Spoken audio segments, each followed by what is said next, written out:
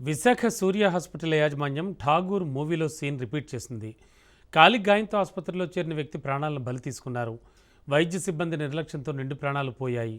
వైద్యం వికటించి వ్యక్తి మృతి చెందాడు. ఆసుపత్రి వద్ద మృతుడి బంధువులు ఆందోళనకు దిగారు. ఇక దీనిపై మరింత సమాచారం మా ప్రతినిధి నందకుమార్ అందిస్తారు. ప్రైవేట్ హాస్పిటల్ దాష్టికానికి విశాఖపట్నంలోని ఒక వ్యక్తి అయితే బలయ్యాడు. ముఖ్యంగా మనం ప్రస్తుతానికి సూర్య హాస్పిటల్ ఏదైతే ఉన్నదో అక్కడ ఉన్నది వీడియో జర్నలిస్ట్ విజువల్స్ రూపాన్ని కూడా చాలా క్లియర్గా చూపిస్తున్నాడు. ఇక్కడ అతనికి సంబంధించిన వ్యక్తి చనిపోయినట్టుగా తెలుస్తుంది. ఇక్కడ ఆ యొక్క మరణించిన వ్యక్తి తాలూకా భార్య కూడా ఉన్నారు. అమ్మా, ఏం జరిగిందమ్మా? నా భర్త నిన్న హాస్పిటల్ తీసుకొచ్చేప్పుడు బాగానే ఉన్నారు. నన్ను సూర్య హాస్పిటల్కే బుధవారం తీసుకొచ్చామండి, నెక్స్ట్ వారం తీసుకొచ్చామండి. వచ్చేటప్పుడు బాగానే ఉంది, సూర్య హాస్పిటల్కే తీసుకెళ్ళాను. బాగానే చూస్తారని తీసుకెళ్ళమన్నారండి. తీసుకొని వచ్చానండి. బాగానే ఉన్నారు. కాలు చలిపది బాగా పెట్టేస్తుంది అని అన్నారు. ఆరోగ్యశ్రీ వచ్చిన తర్వాత చేస్తామని అన్నారండి. నవ్వుతూ నువ్వు 4 గంటల బ్రెడ్ తినిపించాను, అన్నీ తింటాను అన్నాడు. నవ్వుతూ వెళ్ళి నా భర్త అయిపోయా, నా బిడ్డలకు అన్యాయం చేశారు. ఏ పరిస్థితిలో తీసుకొచ్చారమ్మా? ఆపరేషన్ అయిన తర్వాత ఆపరేషన్ అయితే వీళ్ళందరూ బయటకు వచ్చేసారు. మా అక్క నేను లోపల ఉన్నాం. ఆ రోజు సాయంత్రమే రామకృష్ణ అనే పేషెంట్కి సీరియస్గా ఉందని అన్నారండి. రామకృష్ణ అంతే అదే ఈ లోపల తెట్టిన తర్వాత ఇదే ఊపిరండి, మనసు అయితే లేదు, లోపల లెన్స్ నెట్టేసి అదే చేశారు. కానీ నిన్నే పోయిందండి ప్రాణం అయితే. నిన్న మేము చూసాము. ఎప్పుడు చెప్పారమ్మా ప్రాణం పోయింది? ఇప్పుడు చెప్పాడు. నేను చూసాను. ప్రాణం అయితే నిన్నే పోయిందండి. ప్రాణం నిన్నే పోయింది. అయితే ఈ మరిపులు పెట్టేసే వాళ్ళ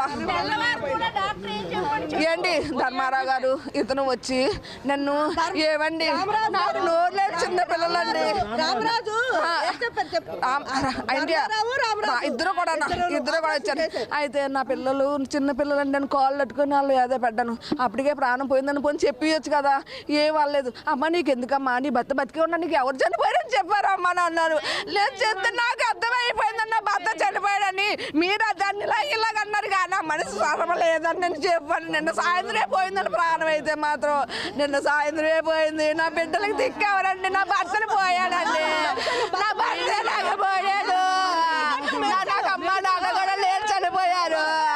రాయడు దొరకలేని మెడిసిన్ రాసి ఇది ఇక్కడ దొరుకుతుంది అని వెనకాతల ఫోన్ నెంబరు ఇచ్చి ఇక్కడ దొరుకుతుంది, ఇక్కడ దొరకలేదు, మళ్ళీ డబ్బులు ఇస్తాము అంటే ఆ మెడిసిన్ ఇచ్చారు. డబ్బులు ఇస్తామంటే ఆరోగ్యశ్రీ అయితే కాస్ట్లీ మెడిసిన్ అట ఎవరట మేము పెట్టుకోవాలట. మళ్ళీ నెక్స్ట్ ఏంటన్నారంటే ఐసీయూలో ఆక్సిజన్ పెడితే దానికి సంబంధించింది కాదు, మీరు డబ్బులు ఎక్స్ట్రా పే చేసుకోవాలని చెప్పారు. చేసుకుంటాం, మాకు ప్రాబ్లం ఏం లేదు, డబ్బుల గురించి మేము పెట్టుకుంటాము అని అన్నాం. అది కూడా కన్ఫర్మ్గా అతనికి చెప్పాం. వాళ్ళు ఇండైరెక్ట్ కూడా చెప్పేశారు మాకు అన్నీని, మీకు ఆరోగ్యశ్రీ మీద ఇక్కడ ఈ మెడిసిన్ ఇవ్వము అంటే సరేలేండి ఇవ్వద్దు, మేము డబ్బులు ఇస్తాము, డబ్బులు ఇస్తే మెడిసిన్ అట. ఆరోగ్యశ్రీలోని కాస్ట్లీ మెడిసిన్ అయితే ఇవ్వరా?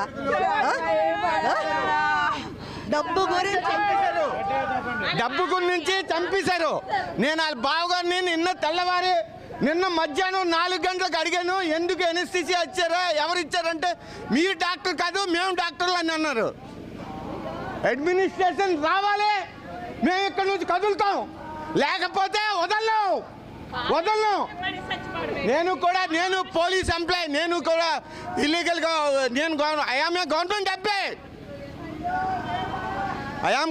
ఎంప్లాయ్ కానీ కళ్ళకి టేప్ ఇతను మా హస్బెండ్ ఇతను చూసి వచ్చాక అన్నారు అదేంటి కళ్ళకి టేప్ వేసారని. ఇతను చూసి వచ్చి గోల్ చేసిన తర్వాత కళ్ళకి టేప్ వేసి ఇది వస్తుంది చూడండి, బ్రైట్నెస్ కళ్ళకి టేపులు వేసి ఇతను చూసి వచ్చి చెప్పారండి. చూసి వచ్చి ఆడవాళ్ళకి పంపించలేదు. చూడండి వెంటిలేషన్ తో తల ఊపుతున్నాడు. నేను అన్నను కూడా వెంటిలేషన్ తో తల ఊపుతున్నారని. ఇతను వచ్చి గట్టిగా అడిగాకండి చనిపోయాడని తెలియజేశారు మాకు. మా ఆయన గారు వచ్చి అడిగాక ఏంటి వెంటిలేషన్ మీద పెట్టారు, కళ్ళుకి టేపులు వేసారంటే అప్పుడు కేకలు ఇతను వేయగానే అప్పుడు తెలియజేశారు మాకు చనిపోయినట్టు. అంతవరకు మాకు చెప్పలేదు, సైలెంట్గా ఉంచారు మమ్మల్ని. ఇతను వచ్చి చూసి అడిగి కొంచెం గట్టిగా అడిగి కేకలు వేసారు. ఇతను ఏదన్నా అయితే ఒప్పుకోను నేను అని కేకలు వేస్తే అప్పుడు తెలియజేశారు చనిపోయినట్టు.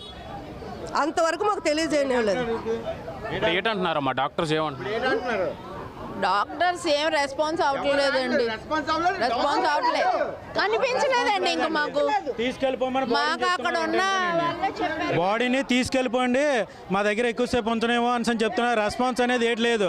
దాని రిపోర్ట్ కూడా ఇప్పుడు వచ్చి అలా అసలు ఏది జరిగింది ఏది కూడా చెప్పట్లేదు. మామూలు సామాన్య మానవుడికి ఇలాగైతే రేపు పొద్దున పేషెంట్లు చాలామంది వస్తారండి ఈ ఆరోగ్యశ్రీ నమ్ముకొని. వాళ్ళందరూ ఏట్ అయిపోవాలండి. తగిన చర్యలు తీసుకోవాలండి. గవర్నమెంట్ దృష్టికి వెళ్ళాలి. ఇది తగిన చర్యలు తీసుకోవాలి. ఈరోజు మనీ జరిగింది, రేపు ఇంకోలో జరగవచ్చు. కనీసం చట్టరీత్యా దీన్ని తగులు చర్యలు తీసుకుంటారని మీ మీడియా తరపున మామూలు మన రాజకీయాల తరపున అందరిని కోరుకున్నాను మనస్ఫూర్తిగా. ఇది ఇక్కడ ప్రస్తుత తాజా పరిస్థితి. ప్రభుత్వానికి సంబంధించిన నేతలు అలాగే ఎవరైతే హెల్త్ మినిస్టర్ దీనిపైన చర్యలు తీసుకోవాలని చెప్పి బంధువులందరూ కోరుతున్నారు. కెమెరా పర్సన్ నరేష్తో నందకుమార్, రాజ్ న్యూస్, వైజాగ్.